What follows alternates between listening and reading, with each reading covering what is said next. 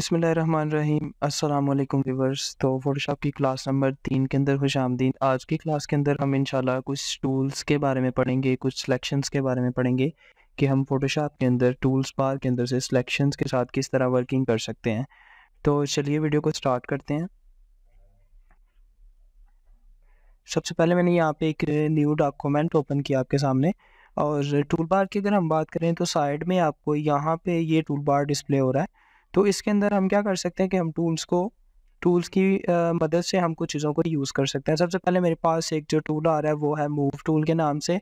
Photoshop के अंदर अगर आपके पास कैनवा के ऊपर अगर कोई भी आपका ऑब्जेक्ट पड़ा हुआ है, तो अगर आप उसको मूव करना चाह रहे हैं तो आप किस तरह से कर सकते हैं। फॉर एग्ज़ाम्पल मेरे पास फ़र्ज़ करें मैंने यहाँ पे एक न्यू लेयर बना के यहाँ पे एक ब्रश स्ट्रोक बनाई, और अगर मैं चाह रहा हूँ कि मैं इसको मूव करना, ठीक है, तो मैंने इसके ऊपर क्लिक करके इसको इस तरह करके मूव कर सकता हूँ। मैं किसी ऑब्जेक्ट को मूव कर सकता हूँ। ये मुझे फ़ोटोशॉप के अंदर इस तरह का ऑप्शन है कि मैं किसी ऑब्जेक्ट को मूव करने के लिए मूव टूल का यूज़ कर सकता हूँ। हर सॉफ्टवेयर के अंदर एक सबसे पहला टूल जो होगा या वो सिलेक्शन टूल होगा, या वो पिक टूल होगा, या वो मूव टूल होगा। बात एक ही है, काम भी एक ही है, ठीक है। यानी कि आप सेलेक्ट करके इसको मूव कर सकते हैं। सिर्फ ये टूल आपको मूव करने के चलते, और अगर आप इस टूल के ऊपर सिंपल अपने माउस को रखेंगे तो वो आपको छोटे से इंट्रो के अंदर ये बताएगा कि आप इसके साथ इस तरह करके ऑब्जेक्ट्स को मूव कर सकते हैं या अपनी सिलेक्शन को मूव कर सकते हैं, ठीक है। मैं इसको डिलीट कर रहा हूँ। नेक्स्ट मेरे पास जो दूसरे नंबर पे टूल आ रहा है वो है सिलेक्शन टूल। सिलेक्शन टूल के अंदर कुछ सिलेक्शंस आ रही हैं। सिलेक्शन का जो किरदार है वो फ़ोटोशॉप के अंदर बहुत ही अहम है। इस तरह से है कि आपका सिलेक्शन जो होता है वो आपका एक्टिव एरिया होता है। मेरे पास यहाँ पे 4 सिलेक्शंस हैं। तो सबसे पहले मैं रेक्टेंगल सिलेक्शन के साथ स्टार्ट करूँगा। जैसे मैंने रेक्टेंगल सिलेक्शन पिक किया तो यहाँ पे मेरे पास प्रॉपर्टी बार चेंज हो चुका है। अब मैं क्या करूँगा, मैं यहाँ पे एक सिलेक्शन को बिल्ड करूँगा और उसको चेंज करूँगा। मैंने यहाँ पे सिंपल क्लिक करके ड्रैग करके एक रेक्टेंगल बनाया, और इसके इर्द-गिर्द देखिए डॉटेड लाइन क्रिएट हुई, जिसका मतलब ये है कि ये आपका एक्टिव एरिया है इस वक़्त। फ़ोटोशॉप के अंदर सिलेक्शन आपका एक्टिव एरिया होगा, इसके बाहर वाला जो एरिया है वो आपका डीएक्टिवेटेड एरिया, यानी कि ये जो एरिया आ रहा है सिलेक्शन से बाहर, ये डीएक्टिवेटेड एरिया। अब ये जो एक्टिव एरिया है इसके अंदर अगर मैं फ़र्ज़ करें ब्रश स्ट्रोक लेके मैं यहाँ पे आउटसाइडर पे पेंट करता हूँ, ठीक है, तो यहाँ पे पेंट नहीं हो रहा। उसकी वजह ये नहीं है कि लेयर लॉक है। अगर आप लेयर पे क्लिक करें तो ये लेयर को मैं अनलॉक फ़र्ज़ करें कर देता हूँ, तो यहाँ पे कोई भी चीज़ नहीं बन रही आउटसाइडर पे। अनलॉक करने का मकसद ये है कि लास्ट क्लास में मैंने आपको बताया कि आप ब्रश को लॉक कर सकते हैं। तो लॉक था तो मैंने इसलिए अनलॉक किया कि आप ये ना समझें कि ब्रश लॉक है। तो अगर मैं यहाँ पे कुछ बना रहा हूँ तो वो नहीं बन रहा, क्योंकि मैंने एक सिलेक्शन लगाई हुई है। इसका मतलब ये है कि आपकी सिलेक्शन आपका एक्टिव एरिया है, यानी कि अगर मैं इस सिलेक्शन के ऊपर यहाँ पे क्लिक करूँ तो ये इस सिलेक्शन के अंदर ही कलर फिल करेगा, इसके आउटसाइड पे ये मूव नहीं करेगा। अगर मैं यहाँ पे कलर चेंज कर दूँ, ठीक है, इस तरह से, तो ये कलर को भी चेंज कर देगा इस तरह से, लेकिन ये आउटसाइडर पे मूव नहीं करेगा तब तक जब तक आपकी लेयर के ऊपर एक सिलेक्शन लगी हुई है। जैसे कि मेरे पास ये वाली सिलेक्शन लगी हुई है इस वक्त। मैं यहाँ पे एक नई लेयर ऐड कर रहा हूँ, रिसेंट लेयर को मैं डिलीट कर रहा हूँ, ठीक है। आप इसको ड्रैग करके यहाँ पे डिलीट कर देंगे। कंट्रोल, ये जो अब सिलेक्शन अभी भी स्टिल आपके पास अवेलेबल है। अगर मैं चाह रहा हूँ कि मैं इस सिलेक्शन को क्लोज करना चाह रहा हूँ, रिमूव करना चाह रहा हूँ, ठीक है, तो वो किस तरह से होगी। मैं कंट्रोल Z किया, ये जो सिलेक्शन है इसको रिमूव करने के लिए आप क्या करेंगे कि आप कीबोर्ड से कंट्रोल होल्ड करके डी प्रेस करेंगे तो सिलेक्शन रिमूव हो जाएगी। जब आपकी सिलेक्शन रिमूव हो जाएगी तब आप इस सारी लेयर के ऊपर काम कर सकते हैं इस तरह से, ठीक है। आप इस सारी लेयर के ऊपर कलर को फिल कर सकते हैं, तब कर सकते हैं जब इसके ऊपर कोई भी सिलेक्शन नहीं होगी। अब आपके पास अगर आप टूल बार के अंदर देखें तो यहाँ पे नीचे ना 2 कलर्स हैं, एक ये वाला और एक ये वाला। This one is foreground colour and this one is background colour. आपके पास ये 2 कलर्स हैं। फ़ोटोशॉप हमेशा 2 कलर्स की बेस पे चलेगा, एक फोरग्राउंड और एक बैकग्राउंड। अगर आप इनमें से किसी को चेंज करना चाह रहे हैं, डबल क्लिक करेंगे, आप इस कलर को चेंज कर देंगे, ओके करेंगे, देन आप यहाँ पे क्लिक करने के बाद इसको रेड कर सकते हैं। मेरे पास इसके अंदर 2 कलर पिक है। अब मेरे पास, मैं सिलेक्शंस की बात कर रहा था, अगर मेरे पास ये सिलेक्शन है, मुझे इसके अंदर क्या करना है जी, मुझे इसके अंदर कोई कलर को फिल करना है, ठीक है। तो मैं क्या कर सकता हूँ कि मैं इस एक्टिव एरिया के अंदर कलर को फिल करना चाह रहा हूँ। लेयर सेलेक्टेड है। अगर मैं कीबोर्ड से कंट्रोल होल्ड करके बैक स्पेस प्रेस करूँगा तो मेरे पास बैकग्राउंड कलर इस सिलेक्शन के अंदर फिल हो जाएगा, जो कि मैंने यहाँ पे पिक किया था। ये एक शॉर्टकट की है कलर फिलिंग के लिए। कंट्रोल होल्ड करके बैक स्पेस प्रेस किया तो कलर फिल, और अगर मैं कंट्रोल होल्ड आल्ट होल्ड करके बैक स्पेस प्रेस करूँगा तो मेरे पास फॉरग्राउंड कलर फिल हो जाएगा। कंट्रोल बैक स्पेस से बैकग्राउंड कलर और आल्ट बैक स्पेस से फॉरग्राउंड कलर मेरे पास फिल हो जाएगा। ये मेरे पास कलर्स को फिल करने के शॉर्टकट कीज़ हैं। अब अगर आप एक चीज़ यहाँ पे नोटिस करें तो ये कलर थोड़ा सा आई कैचिंग है, यहाँ पे डल है। उसकी वजह ये है कि फाइल ओपनिंग प्रीव्यू CMY के कलर्स के अंदर है। CMY के कलर्स के अंदर क्यों है, CMY के अंदर कलर्स क्या है, ये मैं क्लास नंबर 1 के अंदर आपको एक्सप्लेन कर चुका हूँ। अगर आप में से किसी ने क्लास नंबर 1 नहीं देखी तो वो लाजमी वॉच कर लें, ताकि आपको पता चल जाए कि क्लास नंबर 1 के अंदर मैंने जो चीज़ें बताई हैं फॉरग्राउंड CMY के RGB कलर्स के अंदर, वो क्या हैं।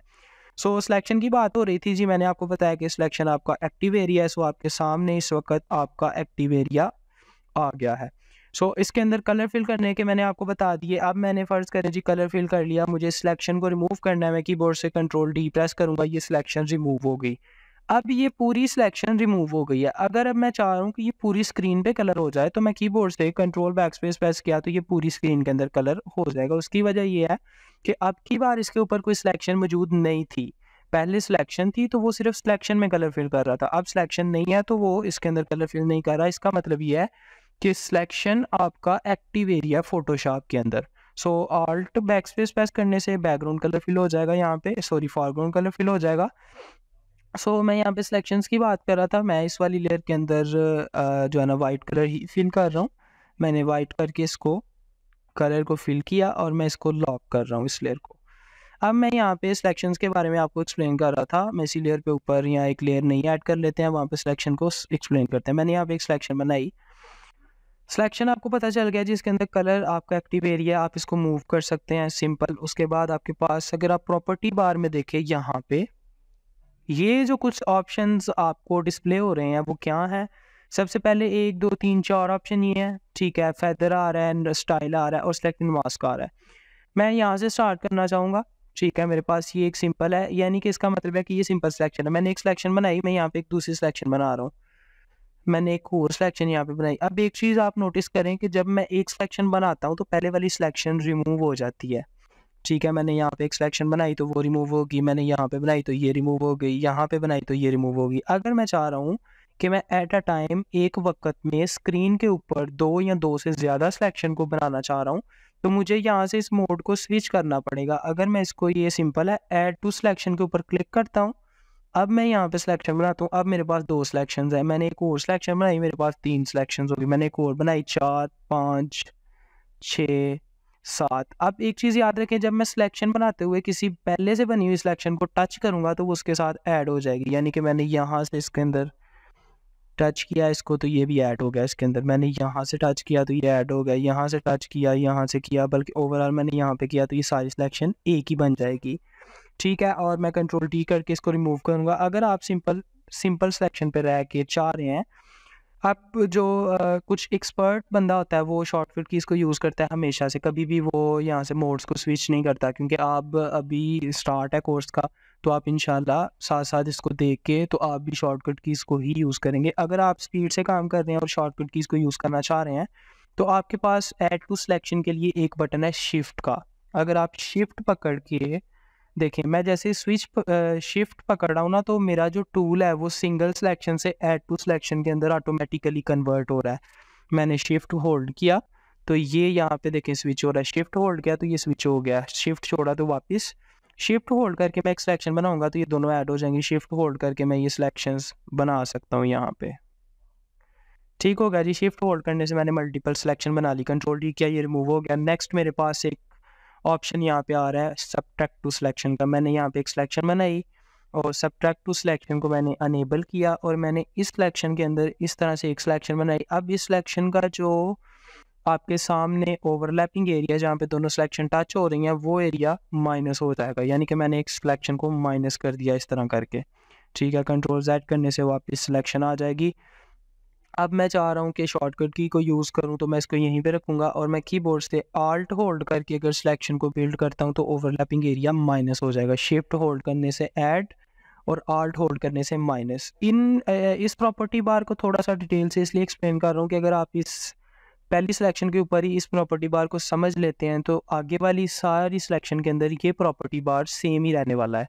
सो नेक्स्ट मेरे पास जो लास्ट ऑप्शन है वो है एक्सक्लूड का। मैं इसके ऊपर क्लिक करूँगा। इसके अंदर होता ये है कि आपका जो ओवरलैपिंग एरिया है वो रह जाएगा, बाकी ओवरऑल सिलेक्शन रिमूव हो जाएगी। फर्स्ट करें मैंने यहाँ पे एक सिलेक्शन बिल्ड की, इसके अंदर जो ओवरलैप एरिया है वो रह गया, बाकी सारा एरिया रिमूव हो जाएगा। अगेन मैंने एक सिलेक्शन बिल्ड की, ओवरलैपिंग एरिया रह गया, बाकी रिमूव हो गया। अगेन ओवरलैपिंग एरिया रह जाएगा, बाकी रिमूव हो जाएगा। ये आपके पास एक एक्सक्लूड का ऑप्शन है।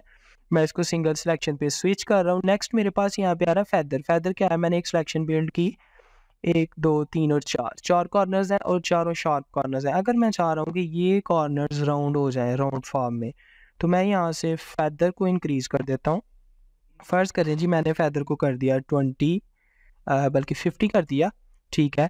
अब जो मैं बनाऊंगा सिलेक्शन, आने वाली सिलेक्शन जो मैं खुद बनाऊंगा उसके कॉर्नर्स राउंड होंगे। मैंने यहाँ पे क्लिक करके एक सिलेक्शन बनाई तो इसके कॉर्नर्स राउंड है। प्लस इसके साथ जो एक मज़ीद एक चीज़ है वो ये है कि इसका जो कलर होगा वो भी ब्लरी होगा। यानी कि मैं अगर यहाँ पे क्लिक करूँ तो इसका जो कलर इसके अंदर फिल हुआ है वो ब्लर है, ठीक है। इसके कॉर्नर्स स्मूथ हैं, ब्लरी टाइप हैं। तो एक चीज़ याद रखें कि फेदर को करने के बाद आपके पास कलर फिलिंग इस तरह से होगी, ब्लरी। सो मैं कंट्रोल Z करके इसको रिमूव करता हूँ और फेदर की भी आपको समझ आ गई। मैं इसको 0 पे करूँगा तो ये वापस कंट्रोल D किया, सिलेक्शन रिमूव। नेक्स्ट मेरे पास आ रहा है स्टाइल। स्टाइल के अंदर मेरे पास नॉर्मल सिलेक्शन, फिक्स रेशियो और फिक्स साइज आ रहा है। फिक्स रेशियो के ऊपर क्लिक करने के बाद मैं यहाँ पे क्लिक करके जब भी सिलेक्शन बनाऊंगा तो वो एक स्क्वायर सिलेक्शन बनेगी। यानी कि इसका मतलब ये है कि आपके हाइट और आपकी विड्थ हमेशा इक्वल रहेगी फिक्स रेशो करने के बाद 1:1 की। और अगर मैं इसको 1:1 की बजाय कर देता हूँ 2, इसको कर देता हूँ 5, और अब जो मैं सिलेक्शन बनाऊंगा और वो 2/5 की ही बनेगी आपके पास इस तरह से। ये आपके पास है फिक्स रेशो। अगर मैं फिक्स साइज कर देता हूँ, अब की बार मैंने साइज़ क्योंकि फ़िक्स कर दिया तो मुझे कस्टम ड्रैग करने की ज़रूरत नहीं है। मैं सिंपल क्लिक करूँगा तो उस साइज़ की सिलेक्शन बन जाएगी। अगर मैं इसको 500/500 रखता हूँ, विड्थ और हाइट को कंट्रोल D करता हूँ, क्लिक करूँगा तो ये इस तरह से स्क्वायर बॉक्स बन जाएगा आपके पास। इसके अंदर क्या सीन है कि आपका जो विड्थ और हाइट है वो इक्वल है, ठीक है। ये आपके पास फिक्स साइज़ की सिलेक्शन है। सिलेक्ट एंड मास्क क्या है, इन सिलेक्शन के अंदर सिलेक्ट एंड मास्क का कोई किरदार नहीं है। मैं आपको आगे चल के जब कस्टम सिलेक्शंस बनाना सिखाऊंगा तब मैं आपको बताऊंगा कि सिलेक्ट एंड मास्क किस लिए यूज़ होता है। मैंने कंट्रोल D किया तो ये रिमूव हो गया। नेक्स्ट मेरे पास इसी के अंदर आ रहा है एलिप्स सिलेक्शन। मैंने एलिप्स के साथ एक सर्कल सिलेक्शन बिल्ड कर सकता हूँ। अगर मैं कीबोर्ड से शिफ्ट होल्ड करूँ तो ये प्रॉपर एक सर्कल बना के देगा। ये इस तरह से फ्री हैंड मूव नहीं करेगा जब तक मैंने शिफ्ट होल्ड किया हुआ है, तो ये एक प्रॉपर सर्कल आपको इस तरह से बना के देगा। मैं अगेन शिफ्ट पकड़ के एक सर्कल बनाया तो ये प्रॉपर राउंड सर्कल है। एक चीज़ याद रखें, इसके अंदर जो एडिशनल चीज़ है वो एंटी एलियास है। एंटी एलियास क्या होता है मैं ये आपको बता रहा हूँ। आपके पास अगर आप प्रॉपर्टी बार में देखें 1 2 3 4 मोड सेम है, स्टाइल सेम है, ठीक है। सेलेक्ट एंड मास्क में आपको आगे चल के एक्सप्लेन करूँगा। एंटी एलियास एक नई चीज़ है। फेदर क्या है, फेदर इसके अंदर इंक्रीज़ होगा नहीं क्योंकि सर्कल ऑलरेडी राउंड फॉर्मेट में होता है।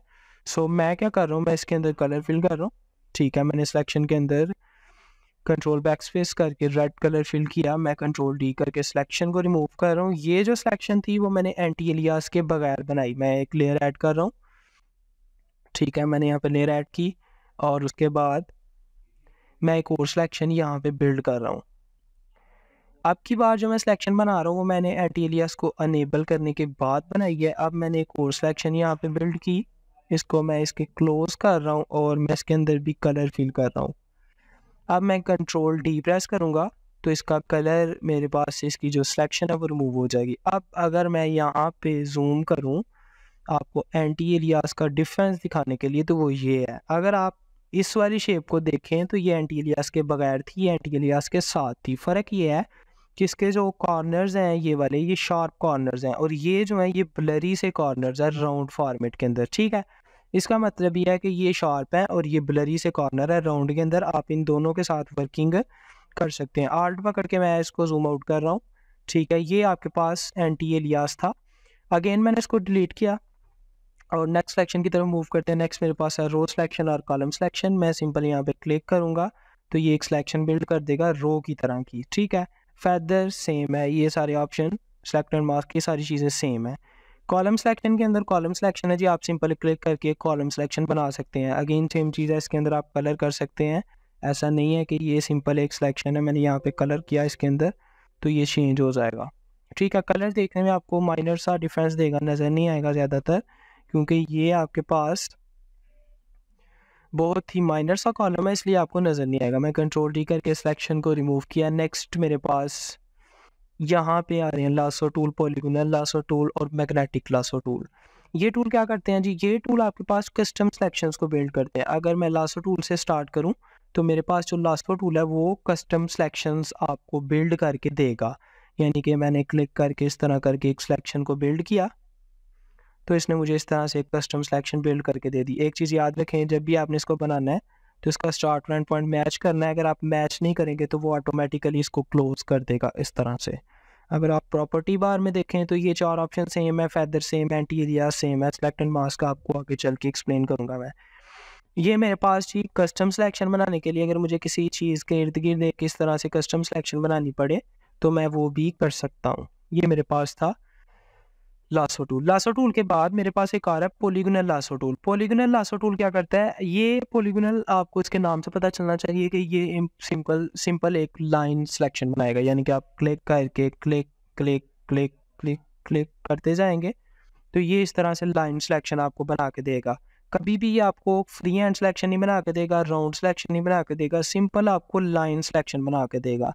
अब आपके पास अगर कोई इस तरह की इमेज है जिसके अंदर सिंपल सिर्फ लाइन की सिलेक्शन है, आप उसका बैकग्राउंड उड़ाना चाह रहे हैं तो आप ये काम कर सकते हैं। फ़र्ज़ करें मैंने कंट्रोल जी किया और मैं यहाँ पे आपके सामने एक इमेज लेके आ रहा हूँ। मेरे पास ये इमेजेस हैं कुछ 2। ये जो इमेज है मेरे पास, मैं इसको ओपन करके आपको दिखा रहा हूँ। ये जो इमेज है ये बहुत ही हाई रेजोल्यूशन इमेजेस हैं। देखें, आप इसको जूम करके देखें तो ये काफ़ी हाई रेजोल्यूशन इमेज है। ये कोर्स के दौरान मैं जहाँ भी आपको इमेजेस के साथ जो भी चीज़ एक्सप्लेन करूँगा, याद रखें कि मेरी इमेजेस सारी वहाँ से आ रही हैं। unsplash.com एक वेबसाइट है, मैं वहाँ से इमेजेस को लेके आ रहा हूँ। ठीक है जी, मैं इस इमेज को ड्रैग करके फ़ोटोशॉप के अंदर जाके यहाँ पे ड्रॉप नहीं करूँगा। अगर मैं यहाँ पे स्क्रीन पे ड्रॉप करूँगा तो क्योंकि इमेज की जो रेजोल्यूशन है वो साइज़ पे मैटर करती है, तो इसका साइज़ बहुत ज़्यादा है। तो यहाँ पे ओपन करने का मकसद ये है कि इसका साइज़ कम हो जाए। मैं जब भी ओपन करूँगा मैं इस बार के अंदर जाके ओपन करूँगा।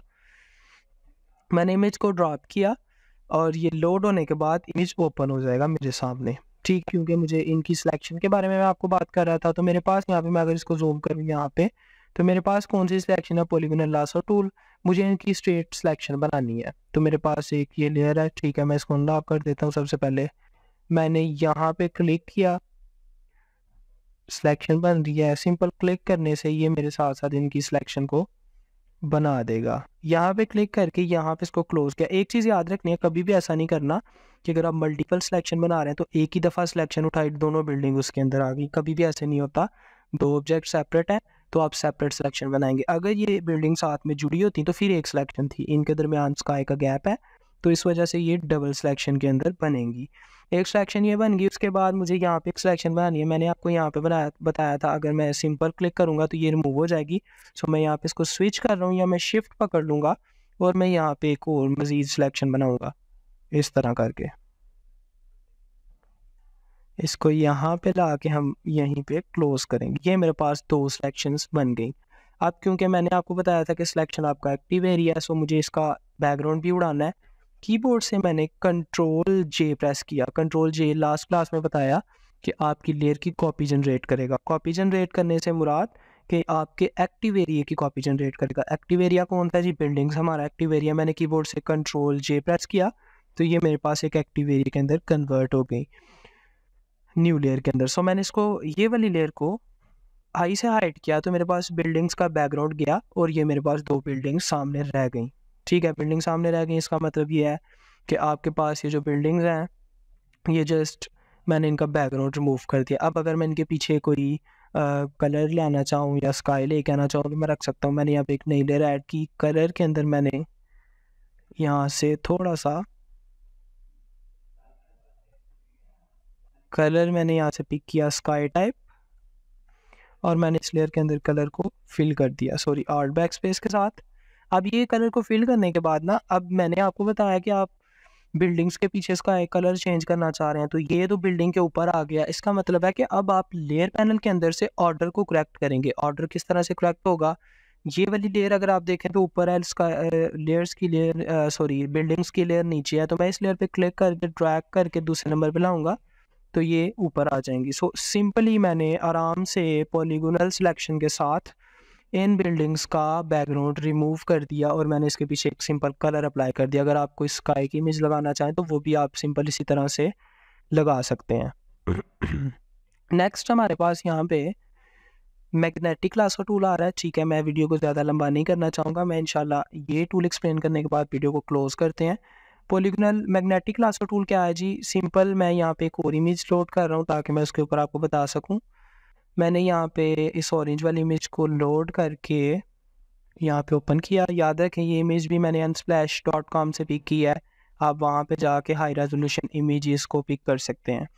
मेरे पास ये ऑरेंज की इमेज है और बैकग्राउंड सारा ब्लू है, मुझे इस ऑरेंज की सिलेक्शन बिल्ड करनी है। तो मेरे पास जो पॉलीगोनल लासर टूल है वो तो सिंपल लाइंस की सिलेक्शन में आता है, वो मेरे किसी काम का नहीं है। मैंने यहाँ से क्या उठाया, magnetic laser tool. Magnetic laser tool basically क्या करता है कि ये आपका कलर डिफरेंस को रीड करता है, यानी कि आपके इमेज के अंदर कलर डिफरेंस को रीड करता है। अब कलर डिफरेंस किस तरह से, बैकग्राउंड के ऊपर ब्लू कलर है, यहाँ पे ग्रीन और ऑरेंज कलर है, डैट मीन्स के एक बहुत बड़ा कलर डिफरेंस है।